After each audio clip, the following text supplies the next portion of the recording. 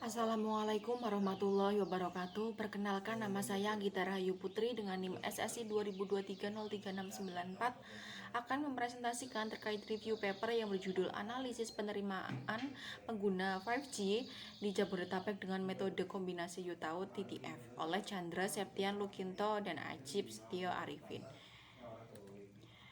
Beberapa yang akan kita bahas, yang pertama adalah latar belakang, kedua rumusan masalah, ketiga batasan masalah, keempat tujuan penelitian, kelima subjek dan objek penelitian, yang keenam ada metode yang digunakan, yang ketujuh ada hasil utama, dan yang terakhir ada kesimpulan penulis. Yang pertama adalah latar belakang. Kebutuhan internet cepat dan stabil terus meningkat.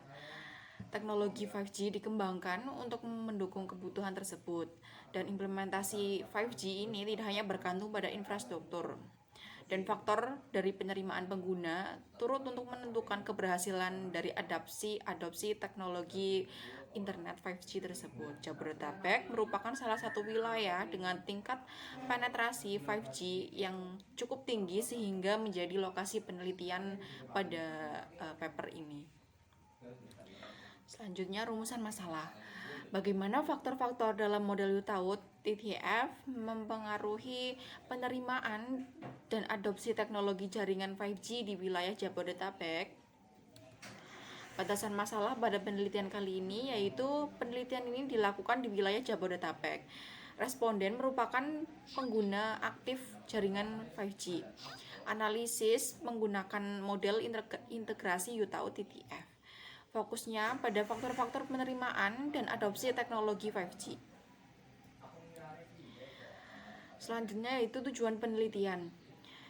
Tujuan penelitian ini yaitu menganalisis faktor-faktor yang mempengaruhi penerimaan dan adopsi jaringan 5G pada masyarakat Jabodetabek menggunakan model integrasi UTAUT TTF. Subjek dan objek penelitian. Subjek pada penelitian kali ini adalah sebanyak 113 pengguna aktif jaringan 5G di Jabodetabek. Objek penelitian ini pada penelitian kali ini yaitu faktor-faktor yang mempengaruhi penerimaan dan adopsi teknologi 5G berdasarkan variabel task karakteristik atau TAC, TAC. Yang kedua ada teknologi karakteristik atau TIC. Yang ketiga ada task teknologi fit atau TTF. Yang keempat ada performance expectation atau PA.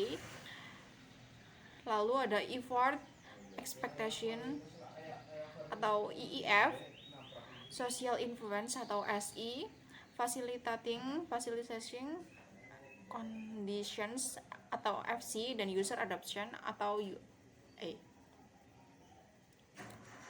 Selanjutnya yaitu metodologi penelitian. Penelitian ini menggunakan pendekatan kuantitatif dengan metode survei menggunakan Google Form dan teknik sampling yaitu purposing sampling, dan jumlah respondennya berjumlah 113 pengguna 5G, dan untuk analisis datanya berupa uji validitas, uji reliabilitas, SAMPLS, dan pengujian hipotesis.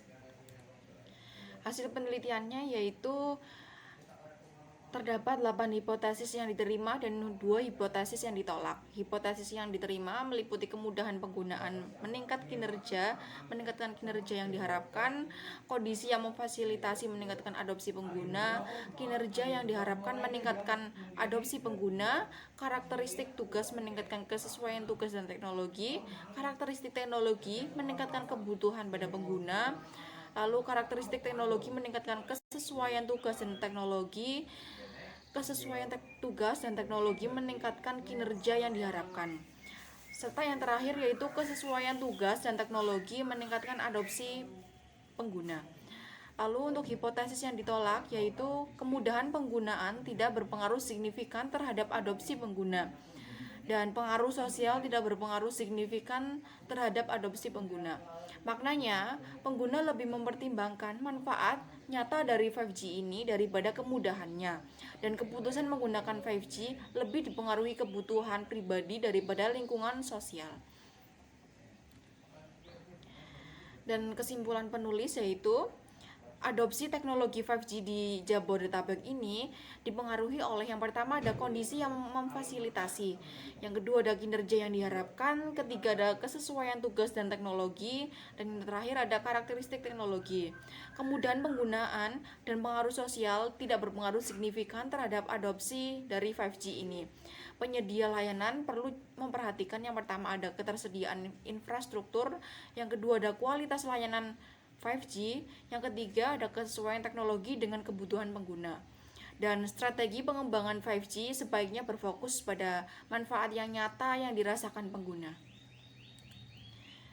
Sekian presentasi dari saya. Terima kasih. Wassalamualaikum warahmatullahi wabarakatuh.